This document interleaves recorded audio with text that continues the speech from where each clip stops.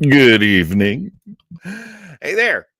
Welcome to the show. It's your buddy John, and this is Mr. Weber's WebO Mystery, a show in which I, John Weber, play for you an old-time radio show, one that I hope will be so much fun and give you such a great experience that you will love old-time radio as much as I do.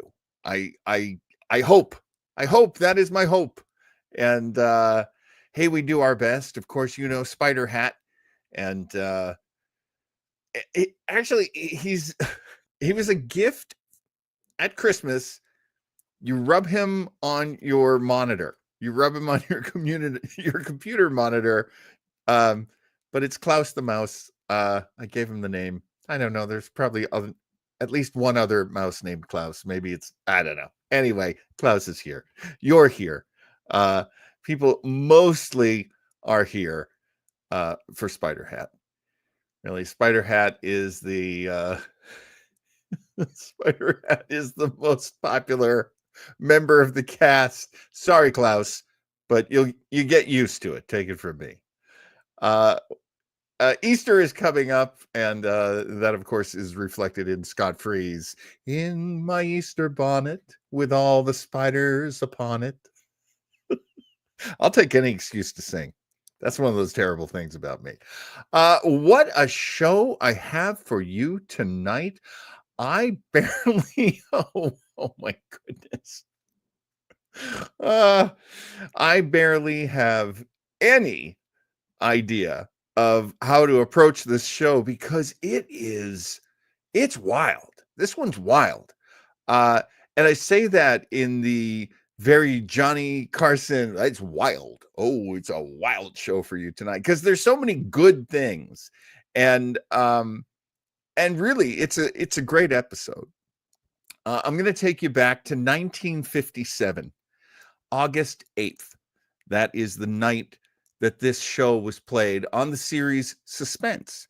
Now, Suspense debuted in 1940, and its last episode was one of the last episodes of the golden age of radio. Commonly, it is considered, I'm sure there are some outliers out there, but it is considered that the last two old-time radio shows to ever exist, there were other radio shows, but they weren't considered old-time radio shows from the golden age. The last two shows were yours truly, Johnny Dollar. Great show. I've played it for you in the past. And Suspense. And I've played Suspense quite a bit, but for very good reason, because Suspense was a big budget, really amazing talent. It was an anthology. So it was usually a vehicle for a star. Oh, we're going to get to hear a big star on the show tonight. Tonight's an interesting deviation from that. In 1957, radio was really running on fumes. Television had pretty much taken over at that point. Movies were rolling out bigger and better. They were going to Technicolor. They had these gorgeous big screens and gorgeous pictures and huge budgets. Radio just kept shrinking and shrinking and shrinking. Now, this episode, let me put up there we go. This episode stars DeForest Kelley. DeForest Kelley, we know from 1966 Star Trek, TOS, the original series, and he plays Dr. McCoy. Now, he plays the old country doctor. And that makes sense because DeForest Kelley was born and raised for a while in Georgia. So all of he seems Southern. That's because he was fairly Southern and raised by a Southern family. Now, they moved around a little bit. They were in LA for a while. They were in New York for a little while, and he caught the acting bug. And he was born in 1920. So you can easily do the math for what age he was at any point. As he does this, he is 37 years old. 9 years later, he's quite a bit older. All right, you take the 3 out, and then that's a 6. So he's 46 by the time he was only 46? No way. Was he only 46 in Star Trek? Wow. Glug, glug. I'm allegedly. I don't know for a fact. But there are things that age you. Uh, DeForest Kelley had just been in the movie Gunfight at the OK Corral. It was in theaters, and I'm guessing, I did a little research, couldn't really find a definitive source for this. So I'm guessing that this is a publicist at work. He had some great publicist who said, "We got to get him out there, get him to the American people. This guy's a great actor. He's got a lot to offer." And he was guesting on television shows like crazy. He had done a number of movies. He was a good example of an actor in 1957. So, what happened that got him this gig? I'm guessing some publicist said, "Hey, you got to try this young man. He is terrific." A young man, he's 37. You got to try this actor. He's terrific. And they liked him on Suspense. Now, because he was so busy in television, he only did this radio show. This is the only radio show that we know that DeForest Kelley ever did. So I want you to listen to his performance, knowing that he has not done radio. He has not been in radio. He does this one performance, then never does another radio show. I think if you listen to it the way I did, you're going to go, that was a shame. He is a really good voice actor. Everything about this episode is tightly done. It a lot of great experienced people working on this show.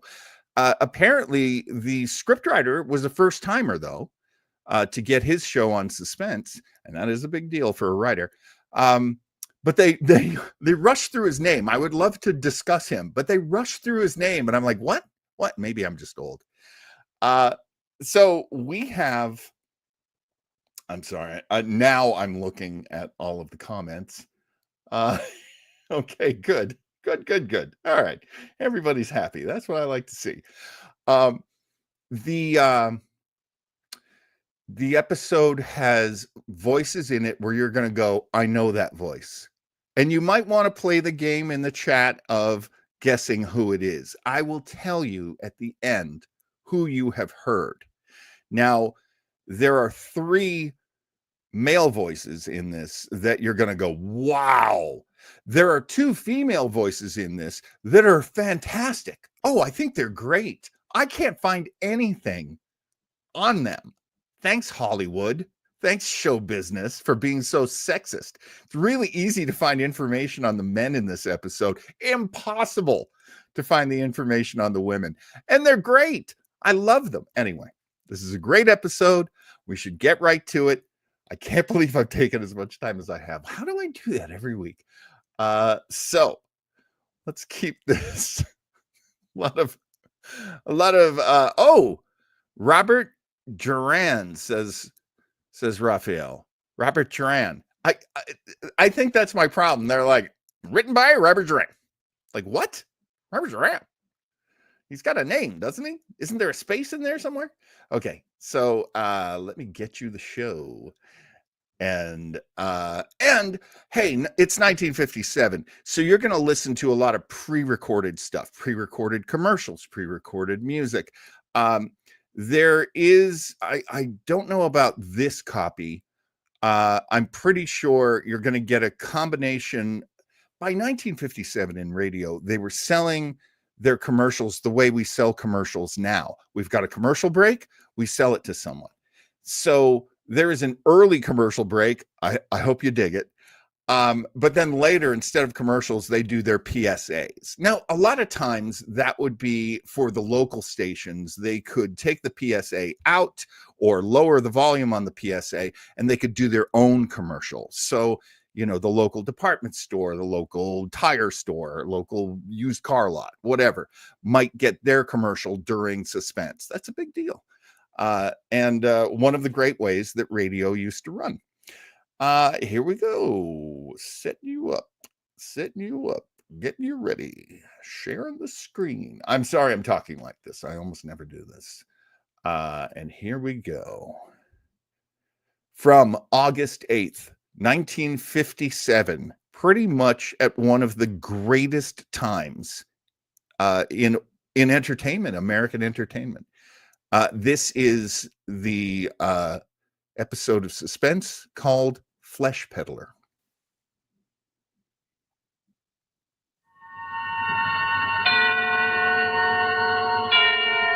Suspense.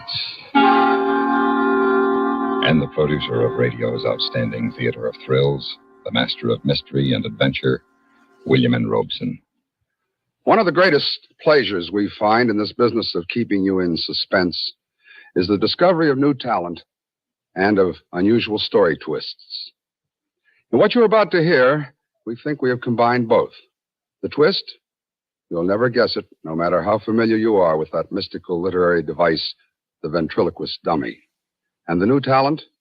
Two young men, Bob Jorn, whose first radio play this is, and DeForest Kelley, a bright new luminary in the Hollywood firmament who is presently being seen as Morgan Earp in Gunfight at OK Corral.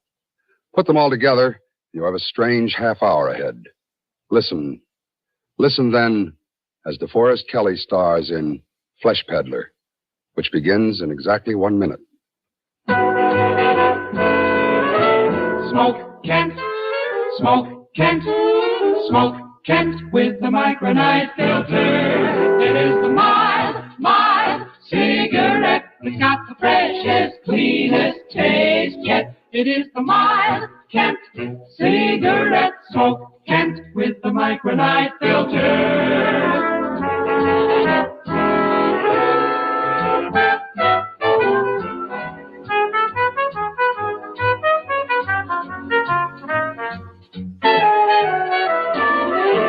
It is the mild cigarette. It's got the freshest, cleanest taste yet. It is the mild Kent cigarette. Smoke Kent, smoke Kent, smoke Kent with the micronite filter.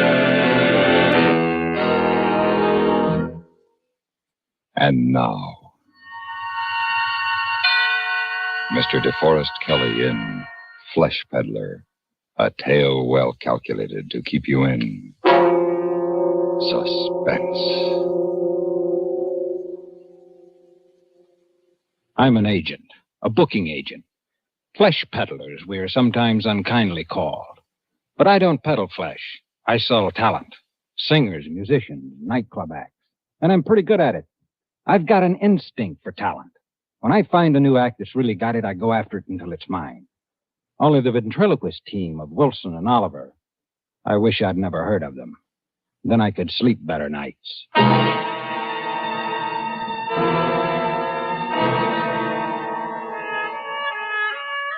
My wife and I were vacationing in the Catskills last summer, and the night before we were due back in New York, a carnival pulled into town. I don't want to sound like a snob, but to me, the carnival is the lowest form of show business. I hate them. But my wife, Gloria, loves them. Since I love Gloria, we went to the carnival. Pete, isn't it exciting? It's just cheap noise. Oh, I wish it had come to town sooner. I wish it hadn't come till tomorrow. Oh, come on, Pete. You might even find some new talent. Here? Why not? Freaks are for sideshows, honey, not class spots. You never can tell. A bearded lady might go great at the Copa. I can tell. Folks, right here for the wonder of the Midway. Hey, the one and only Alexander Wilson and his lovable little dummy pal, Oliver. Hey, you've seen ventriloquists before, you say. Uh-huh. Hey, but you've never seen anything to equal Wilson, the remarkable Wilson and Oliver. Hey, don't pass us by, friends. Pete, let's go in. Oh, ventriloquist, a dime a dozen. Come on, I want to see him. Honey, you've seen 100 just like him. Or maybe he's 1 in 100. All right. We pushed through into the small tent and took our places on the hard, uncomfortable benches. Wilson was already seated on the platform, a typical childishly dressed dummy on his lap. He was a man in his 50s, I'd say, with the saddest face I've seen in 15 years of show business. When the people were in, he suddenly sprang the dummy to life. Shut the doors, shut the doors. All present accounted for, Mr. Wilson. You're sure, Oliver? Sure. Well, then say hello to the people. Hello to the people. Oh, now, come, Oliver. You can do better than that. I can? Yes. Well, you ought to know. The routine was awful, dull, time-worn. But for some reason, this Wilson fascinated me. He had a talent, all right. His handling of the dummy was amazingly accurate. As the act went on, I began to think that Wilson was even better than the Barker had said he was, and he was going over with the house. Wilson had Oliver sing while he himself smoked a cigarette. After a few more gag routines and a couple of neat tricks, the performance was over, and I knew I had to sign the act. I parked Glory on the merry-go-round and then went looking for Wilson.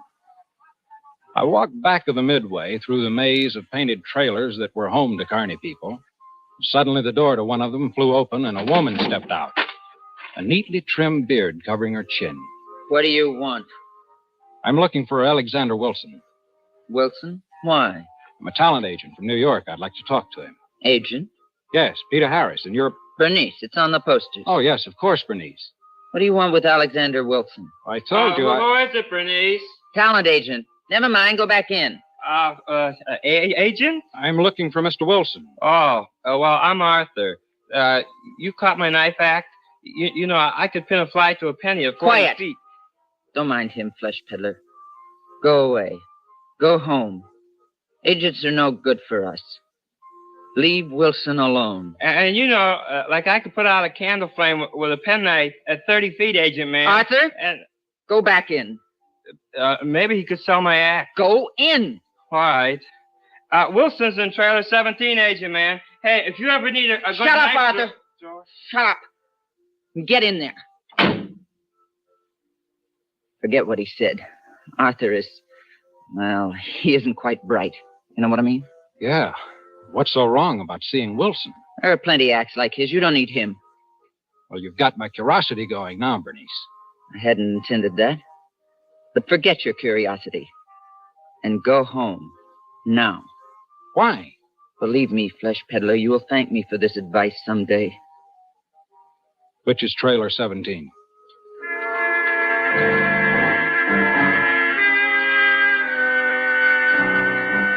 I couldn't see why Bernice was so huffy. It was none of her business anyway.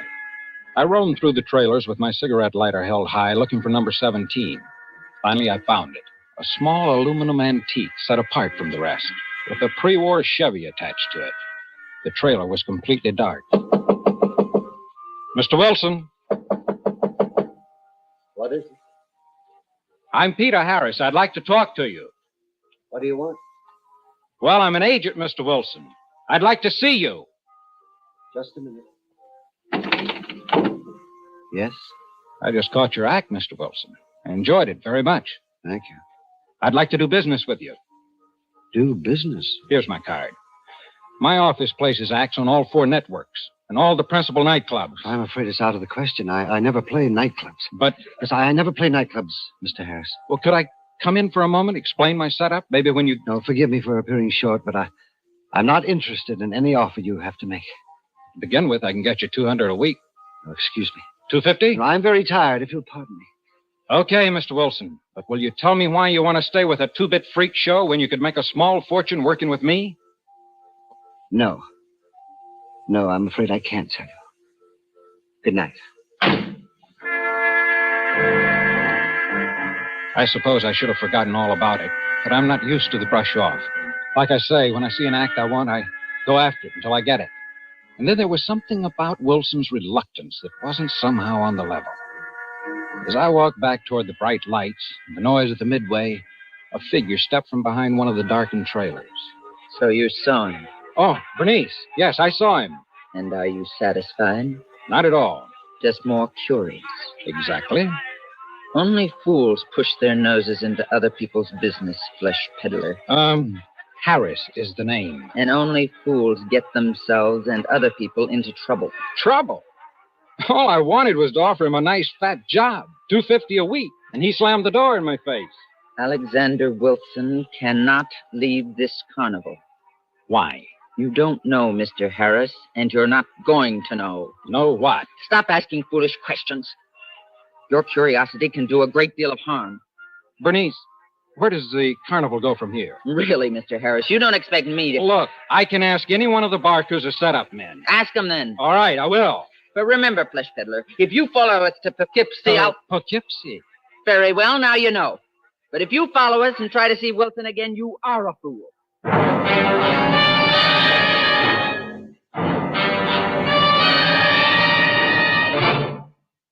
In just a moment, we continue with Suspense.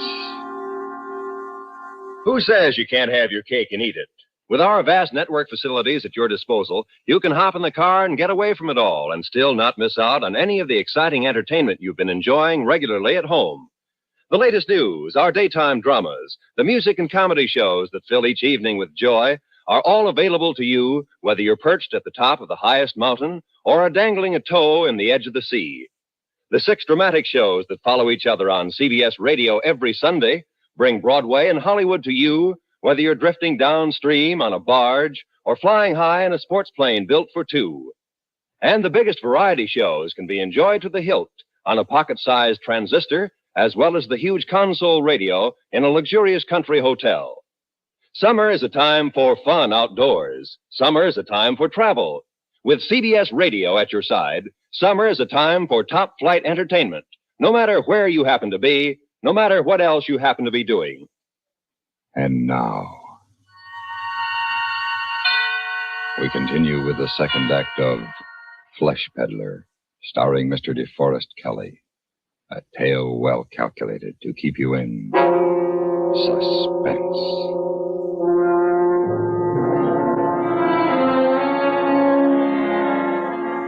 Gloria and I drove back to Manhattan the next morning. And 2 days later, I hopped a Poughkeepsie local out of Grand Central.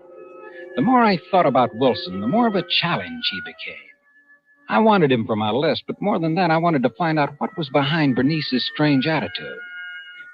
Now I wish I'd forgotten about the whole thing. In Poughkeepsie, I checked into a hotel, took a cab to the carnival grounds at the edge of town. It was late afternoon as I pulled up in front of the gaudy tents and booths, waiting for the evening crowds. I made my way through the cluttered midway, looking for Wilson's aluminum trailer and hoping I wouldn't run into Bernice. Yo, agent man. Hey, agent man. Hello. Hello. Remember me, Arthur the knife thrower? I can pin a fly to a penny. Yes, I remember you. And you've come for me? What's that? You come all this way to get me for your agency? Well, no, I'm afraid not. Oh. Well, that's all right. I mean, like I've been giving it a lot of thought, and I don't think I could go with you anyway. I see. So I couldn't leave Bernice in the carnival. My sister says carny folk should stay with carny folk. Your sister? Bernice. Oh. Arthur, why is Bernice so close-mouthed about Mr. Wilson? She acts as though she's afraid of him. Us carny folks stick together, see? Like we don't like other people sticking their noses into our business. Bernice said that? Yes. Arthur, where's Mr. Wilson's trailer? I don't know. Oh, come now, Arthur. Bernice says, I know. Bernice says too much. I don't know anything, agent man.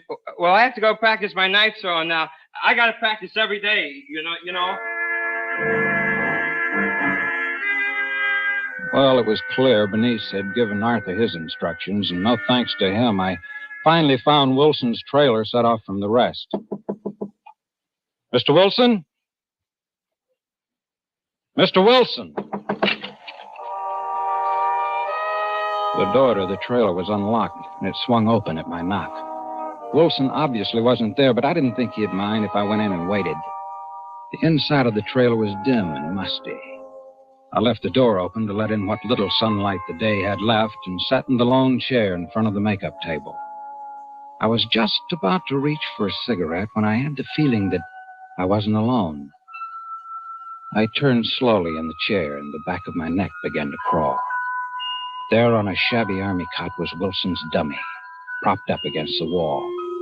The steady, unchanging expression of his face with the staring eyes and painted smile grinned back at me. It was weird and uncomfortable to be so close to this lifeless thing, unmoving, wooden, that seemed so real and alive on the platform in the tent. I tried to ignore it, but I couldn't. I looked away, but I could still feel it there, grinning at me in the early evening dimness. When I could stand it no longer, I got up and walked out of the trailer and bumped right into Bernice. What did I tell you, Flesh Peddler? Bernice, What were you doing in there? Waiting for Wilson.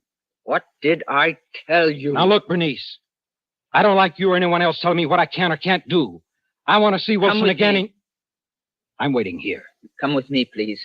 I must talk to you privately in my trailer.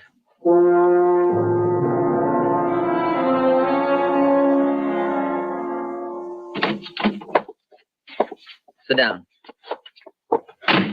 Well, what's on your mind, Bernice? I didn't really think you'd follow us. I told you I'm not easily discouraged. Mr. Harris, I must warn you again to leave now without seeing Wilson. I don't think you understand me. I'm used to getting what I go after. Mr. Harris. I intend to see Wilson to try to talk him into signing a contract. And you've said so far, all that you've said is go away. Can you give me a good reason for not seeing him? Okay, then why did you insist on dragging me in here? Mr. Harris, can you assure me your interest in Wilson does not go beyond signing him as a client? What do you mean? Your interest in Wilson wouldn't by chance be in his past, his private life, and not in his professional talent. I never heard of him until I caught his act 3 days ago. Mr. Harris, I'd hoped I wouldn't have to tell you this. I didn't realize you were so stubborn, but... Yes? Well, Alexander Wilson lost his mind many years ago. That doesn't disturb you. It might, if I believed you, Bernice. What? I don't think Wilson's nuts. Apparently something's bothering him. Something big, maybe, but it's not insanity. I suppose you know Wilson better than I do. I didn't say that. But a man in my business meets every kind of person there is. The cheats, the phonies, the right guys, the bums. So? So you develop an instinct about people. And my instinct tells me Wilson is not insane. You'll have to try something better to scare me off. Mr. Harris, Wilson thinks he's a murderer. You are trying to scare me, aren't you? If that's necessary to protect you and us, yes. You think he might murder me, too? I don't mean that. Actually, he never murdered anyone. Look, Bernice, you don't make sense. Don't you understand? No. I said Alexander Wilson thinks he is a murderer. He thinks he murdered a woman a long time ago. He's lived with this thought for years, nourished it, until he really believes it. It's driven him out of his mind. Bernice, do you expect me to believe a cockamamie story like that? It's the truth. So don't you see? The only place for him is here, in the carnival, with his own kind. We understand. Well, hasn't anyone tried to help him, to make him realize He is beyond that now. But with us, he's all right. Outsiders disturb him. You haven't scared me off, Bernice. You've got to stay away from him. Why? If anything you've told me is true, it's only half the truth. It's enough for you to know. From you, maybe. Perhaps Wilson will tell me the rest. I've warned you. I will not warn you again. Oh, Bernice. Oh, hello again, Agent Man. Hi, Arthur. How's your throwing arm? Well, Come in, Arthur. Mr. Harris is just leaving. Yes. So long, Bernice. Goodbye, Mr. Harris.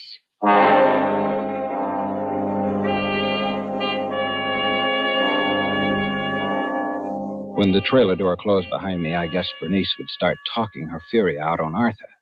So I moved around to the small window in the back of the trailer to see if I could learn anything more. I don't care. I don't even want you to say hello to him. Nothing. Understand? But you know, just saying hello don't hurt, does it, Bernice? I don't want you to open your mouth in front of that man, even to yawn. I had to lie to him to get him away from here. And I don't want you saying anything to bring him back. All right, Bernice. Just pray he goes back to his flesh peddling in New York on that first train. Just as I thought, Bernice had lied to me. I was determined to get to the bottom of this double talk about Wilson more than ever. This had become more important to me than signing him to the usual 7-year management contract. When I got back to Wilson's trailer, there was a light inside. Who's there? It's Peter Harris again. Who? Peter Harris. I spoke to you a few days ago and... What do you want? I want to talk to you, Mr. Wilson. Go away. But I've come all the way from New York. I must ask you to leave at once. Look, Mr. Wilson, I'm not a detective. All I wanted when I first met you was to book you into the big time. But now there's something more. I think you need help. You need help badly. No, you're mistaken. Can I come in and talk to you? Oh, good heavens, no. Well, how about having a drink with me before the show? You look like you could use one. Please, leave me alone. Wilson, don't you see what these people are doing to you? For some reason, you're a haunted man, and this carnival is the worst place in the world. Leave me now. Leave me, please. These people are all the help I need. Leave me alone. I'll be at the hotel overnight. If you change your mind, Wilson, call me.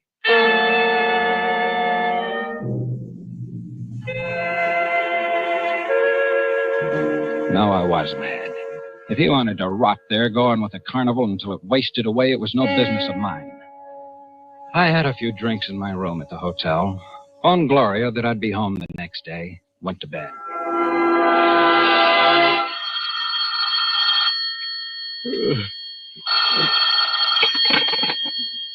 Yes?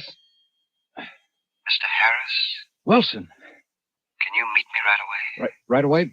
What time is it? I don't know. It's after midnight. It's 1:30. Well, Please. I must talk to you. Can you meet me? Sure. Okay, where are you calling from? An all-night drugstore. Well, where is it? Wait. No. Not here. Meet me at my trailer. Okay. And please, hurry.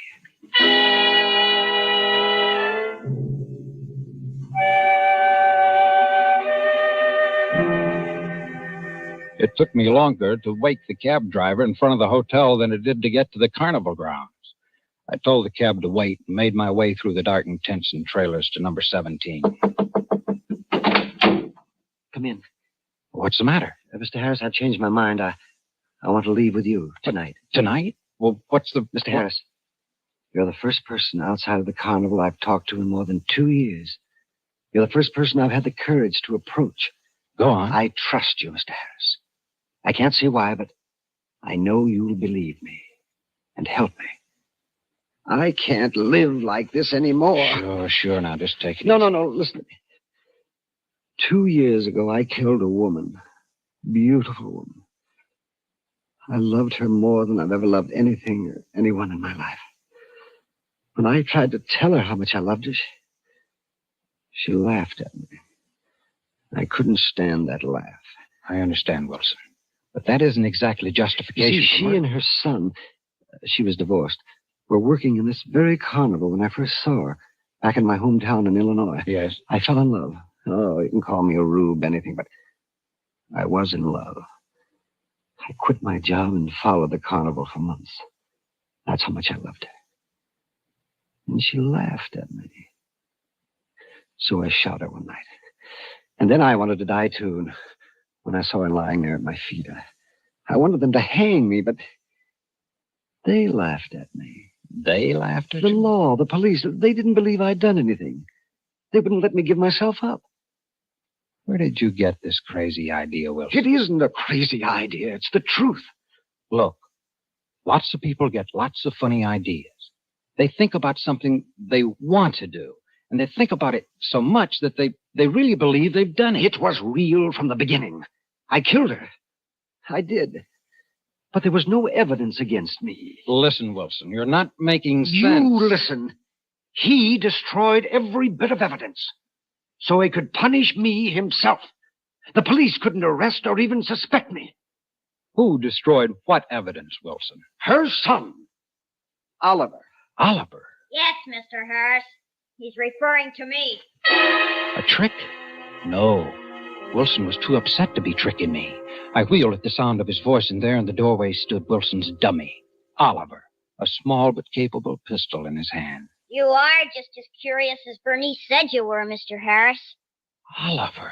Bernice told me a lot about you. You had to know. And now you do. No, you're not... You shocked to learn I'm a midget.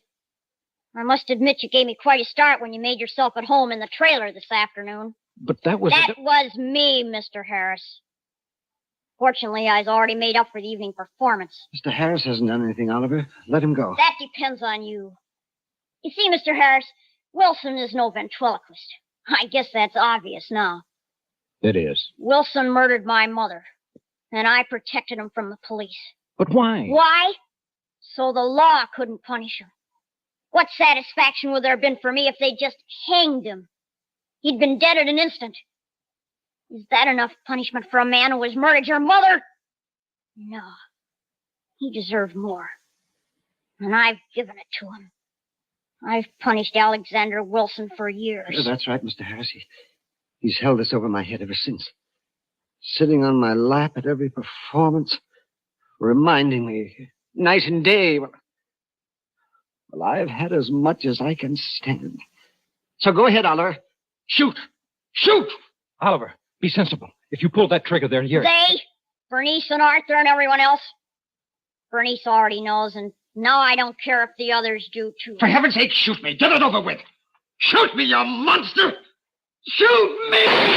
With horror frozen on his face, Wilson slid to the floor, dead. Then Oliver turned on me, pupils of his eyes tiny with madness and his frail little body trembling. I'm afraid this is one act you can't book, Mr. Harris. Oliver. You wanted to know everything. Oliver, now wait. I'm really sorry for your sake. He asked me to let you go, but under the circumstances. No. I'm sorry, Mr. Harris. It flashed by my head and landed quivered in Oliver's chest, a long gleaming knife blade. And there was Arthur in the doorway of the trailer with Bernice, his face like stone, watching Oliver crumple the little distance to the floor. Slowly the faces of the others appeared in the doorway, silent. The terror I was holding back was of physical pain. I walked to the door and stood looking down at the little body lying awkwardly like a dummy now. A lifeless thing, unmoving, staring, even with the traces of a painted smile grinning up at me. This couldn't have gone on any longer, I suppose. The police will come now, and at last there'll be an end to it. Go home, Flesh Peddler, and forget all about us. I went home, but I haven't forgotten, and I'm afraid I never will.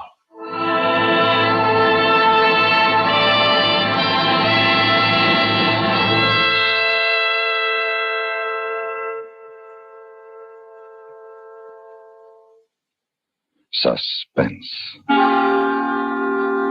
in which DeForest Kelley starred in William N. Robeson's production of Flesh Peddler, written by Robert Jurin. Listen. Listen again next week when we return with Pigeon in the Cage, starring Lloyd Bridges. Another tale well calculated to keep you in suspense. Supporting Mr. Kelley in Flesh Peddler were D.J. Thompson, Gretchen Connie, Dawes Butler, Howard McNear, and Dick Beals. How are your brakes? Not the ones in your car. We're sure you keep those in tip-top working order. But how about your own brakes? Are they in working shape? When you're behind the wheel of your car and you feel that impulse to challenge the legal speed limit, can you stop that impulse on a dime? When a less courteous driver does something downright stupid that may inconvenience you, are you likely to do something twice as foolish just to show him he can't push you around? Or can you say halt to your anger before it leads to an accident? Students of human behavior have discovered that most of the accidents on our highways are the result of emotional immaturity. An adult can control his feelings and concentrate on his goal. Don't let childish attitudes keep you from reaching your destination. When other drivers and traffic regulations annoy you, use the brakes in your head as quickly as you would the ones on your car. Remember, accidents don't have to happen.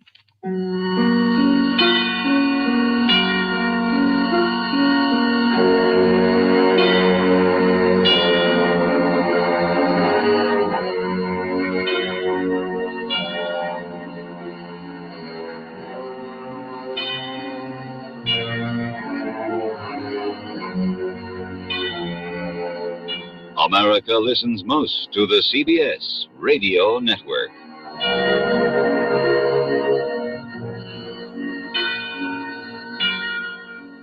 I love the closing theme to Suspense. I just love it so much. So yeah, let's talk about this episode. My goodness. Uh, everybody's talking about the final PSA. I do love Raphael's observation. Curb road rage even in 1957? Oh yeah. Oh yeah. Scott says, dangerous with 57 cars. They weighed 16 tons and were made of real metal. And Raphael says, and those steel cars could go through brick walls. But let's get back to the subject, my friends. Great voice acting. DeForest Kelley was great. I totally agree, Diana. I think because this was 1957, and he did have a lot of TV work and a lot of movie work. I mean, right now he's in one of the most popular movies of 1957, Gunfight at the OK Corral. He was a supporting role, but in Hollywood, especially in television and in radio, that could still get you a long way. And it got him a starring role in this episode. Did anyone guess that the dummy was what the dummy was, which was a little person who was murderous? Did anyone have that guess, or were you guessing more along the lines of the movies that we mentioned before, like Magic? There's an evil ventriloquist dummy. Actually, as Scott brought up, it was used in Twilight Zone maybe more than once. That's a great question, Raphael. Did he meet Gene Roddenberry, by way of Have Gun Will Travel? I know that somewhere, I did read somewhere that there had been another show that they had worked on together. And gosh, I feel like it was Police Story, which was a Gene Roddenberry show very, very early on. Not the Police Story that we grew up with, but the first version of it. And I think that's where Gene Roddenberry met him and thought, oh, wow, this guy's a great actor. I've got to find a way to use him. When they recast the role of the Doctor after the failed Star Trek pilot, that's when they... Well, no, actually, I mentioned it earlier. No, DeForest Kelley was the first choice to play Mr. Spock. It's shocking, but it's true. Now, I have to assume, based on the stories that were told about Spock, Leonard Nimoy said when he signed on, Mr. Spock had a tail. I don't remember if he had horns, but I think he was also supposed to be red. The idea was some aliens might look to us like the devil. And at one point, early on, Roddenberry wanted Mr. Spock to look exactly like the devil. Eventually, he did get a goatee on Spock in Mirror, Mirror, but as we all know, the only thing that remained were the pointed ears. Oh no, I'm so sorry, Joe. Nothing but spoilers. Joe, you're going to dig this episode. It is so well written. You are going to dig it. Let's see. I'm seeing a lot of let's see. Scott says, I'm surprised there was no supernatural element, but even that's creepier in its way. I absolutely agree with that. Diana J. Brody says, I guess that the dummy was real, but that's as close as I got. And and yeah, that's right. That's right, Scott. Thank you for backing me up on this. The aliens very early on were meant to look like the biblical devil to throw everybody off, I guess. The real prize on this one for me is Dawes Butler. I love Dawes Butler. A voice actor myself, having been in a few things myself. Dawes Butler is just he's like Mel Blanc. He's just one of those absolute pillars of the profession. And just in case people are a little confused by who Dawes Butler might be, there are hundreds of roles that he was well known for. But some of them were already named. Raphael named, he named, Mr. Jinx. Was that Raphael or was that you, Scott? But Raphael did name Yogi Bear. He was Yogi Bear. He was also Huckleberry Hound. He was the very first Fred Flintstone in the pilot. He was Elroy Jetson. Oh my goodness. Of course, that makes him also Pixie and Dixie from Pixie and Dixie and Mr. Jinx. I'll murderize those mices. And it is one of my favorite voices, Dawes Butler's voice. To me, Dawes Butler will always be Captain Crunch. But so many other, oh my gosh, Mr. Cogswell. He plays Mr. Spacely's son on the Jetsons as well. Oh, no, I'm sorry. I'm skipping ahead to Dick Beals. Dick Beals played Mr. Spacely's son. Dick Beals had one of those conditions where he never hit puberty. So he was like 4'8" and always had a high voice. He did some on-camera work, but he did a lot of voiceover work and was very key in my youth because I did love Davy and Goliath, and I also loved Gumby. And oh my goodness, I'm sorry, I'm just getting lost in Wikipedia. You don't need to watch me do that. I can do that on my own. Oh yeah, great one. With exit stage left. He played Snagglepuss.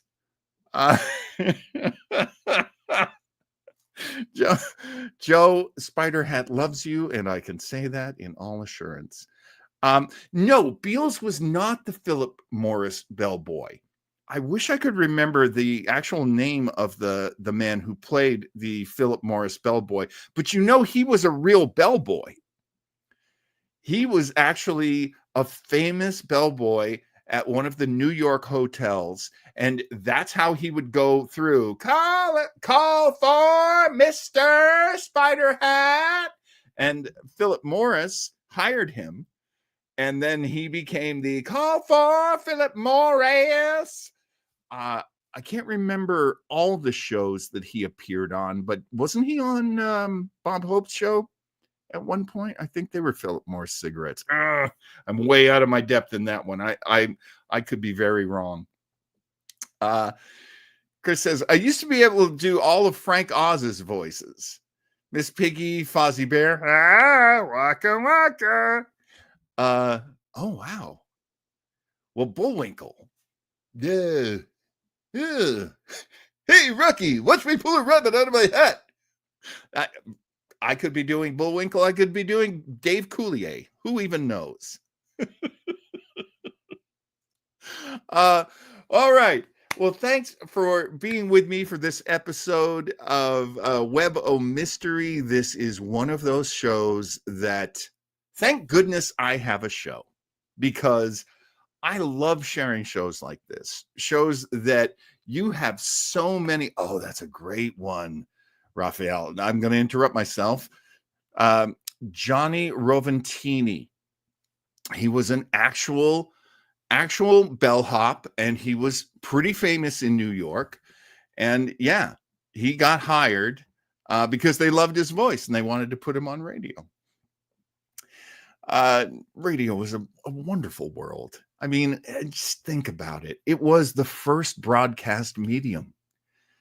Everything that television ever was or ever would become was already walking in the footsteps of radio. Radio had already done it.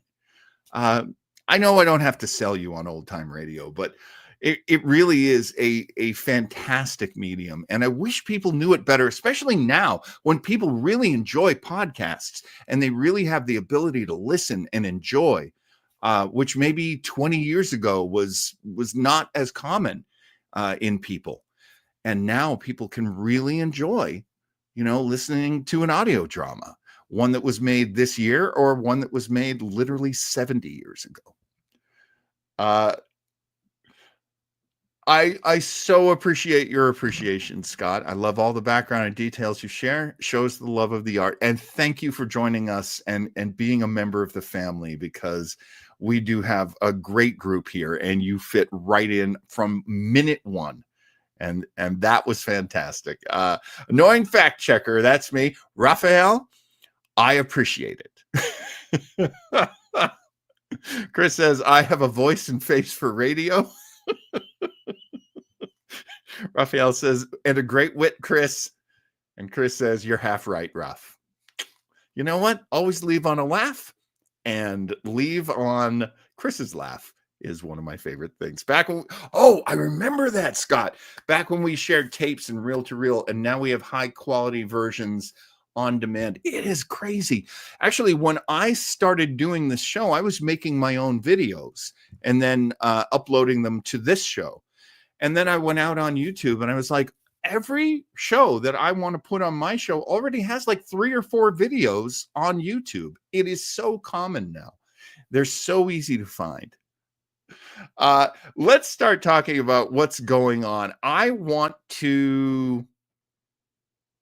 Yeah, I'm going to go in order. Sunday, the great Joe Townsend and I are going to... And we're not big Easter guys necessarily. I mean, we do love Easter, but, you know, we're not here for Easter. We're here for 420. I promise I'm leading with this. I promise I will not be high. I will not be high. Sometimes I do the shows looking like this, but it's because I'm light sensitive. I swear. We will be doing a watch party of Reefer Madness. Join us, make wisecracks. That's so good. Yeah. No. I want that, Diana J. Brody. I want you to be that. Raphael, smoke him if you got him. And Chris, thank you for reminding me, Chris. We should tell everybody to like and subscribe. I will. Yes, thank you very much for that. And I appreciate it so much, Scott. This is one of my favorite things to do. It really is. As much as I love all the stuff Joe and I do, this show has a special corner in my heart. And Joe, you know, he couldn't make it this time. I don't blame you at all, Joe. You know me. You know me. I've always got stuff going on. So Sunday, I know. I'm going to get us over an hour, aren't I? I shouldn't. I don't want to. Sunday, Reefer Madness, a watch party. Come with your friends. Come in any condition you want to be in. No one will judge you. And we will watch Reefer Madness together. And I've never seen it before, so I'm really looking forward to that. The Tuesday following that, so a week from this past Tuesday, there will be Eric Kramer having joined our show. Joe and I like to let him choose some episodes sometimes. It is our 25th episode of Retro Trekkers, and he chose just a great one. Oh my God. He wants to watch The Enemy Within. I haven't seen it in so long. So the extra multiplicity of Kirks is going to be what we're going to celebrate next Tuesday. So be sure to join us then. As always, right now with Weber Internet Thingy, our shows are on at 7 p.m. if you're on the Pacific Coast and 10 p.m. if you're on the East Coast. And okay. This was my choice. Next week, by singular demand, I'm not going to say popular demand. I will say by my sole demand, we will once again listen to Rocky Fortune. I don't know if you're like me. Do you get like favorite shows? It changes all the time. Right now, one of my favorite shows is Rocky Fortune. I love how it's written. I love how Frank Sinatra acts on it. Like, he's not acting hard. But he's Frank. He's Mr. Ring-a-ding-ding. He's cool. He's groovy. He is a hep cat on this show as Rocky Fortune. And I can't believe people don't know this show exists. This is one of those, we did a Christmas episode. So it is the second time that Web of Mystery has had Mr. Sinatra on playing Rocky Fortune. But I love all these episodes. This, it was on for one season. So it's a little bit rare. But, I'm kind of hoping we get some Frankie fans maybe to tune in with us next Thursday. Next Thursday at 7 p.m. Pacific Coast, 10 p.m. Eastern. And that's what I want. That's what I want you to do. I will, yes, I will absolutely tell you that while we are on this hiatus from Retro Rangers, everything is on Weber Internet Thingy. So I appreciate very much the folks who are tuning into Weber Internet Thingy as the channel. I hope you like and subscribe. Everybody here has, and I really appreciate it. We're really trying to build the numbers there. When we come back with Retro Rangers, yeah, we'll be doing a little more of that. The trick, as you know, is Retro Rangers. We watch a lot of copywritten material in our watch parties, and we love it. And it has, a tremendous amount of appeal for all of us. But we do get hit with copyright strikes, and that hurts. And so we'll see. We'll see. Right now, it's just really, really tricky with the algorithms that YouTube is using. They go scraping our shows and go, hey, you shouldn't be watching that, even though it's in the public domain or it's an abandoned property. There might be, like when we watched the TV movie Gargoyles, we got taken off, like they interrupted our stream. Like they kicked us off YouTube for that. I almost lost Weber Internet Thingy as my channel because we showed that. And it's all over YouTube. Everybody and his cousin has uploaded it on YouTube. But for some reason, the algorithms of us doing it live are very, very different from if somebody just uploads it. So, that's why we had to create that other channel. But that other channel right now is still on hiatus. It's still dark. I'm much happier putting all our effort right now into Weber Internet Thingy. But in June, Joe and I plan on bringing Retro Rangers back. And so our other channel, Retro Rangers HQ, all one word, will be where you can find that show. But that's in June. We still have another 2 months at this point to do that. Scott says, that's good. I was afraid you'd get music strikes. We're not completely immune. When we did Mr. Keen, Tracer of Lost Persons, we got a strike. Old time radio almost never gets you any kind of copyright strike, but Mr. Keen, Tracer of Lost Persons, was owned by a very tight-fisted dude. And we didn't get any oh, I'm so sorry, Chris. Oh, yeah, pal, you missed it. Oh, I'm so sorry. It was a lot of fun. You're gonna enjoy it watching it on YouTube. It's still gonna be on YouTube. I know, I agree, Raphael. The creators are all dead, but their estates own things, and I respect that. I do respect that. Good old Drat. All right. Well, I broke an hour. I found a way to break an hour. How did I even manage to do that? Oh, I love spending time with you. That's how I managed to do that. And what a lot of fun we had watching this one. I am going to just call it. Thanks everybody for joining me.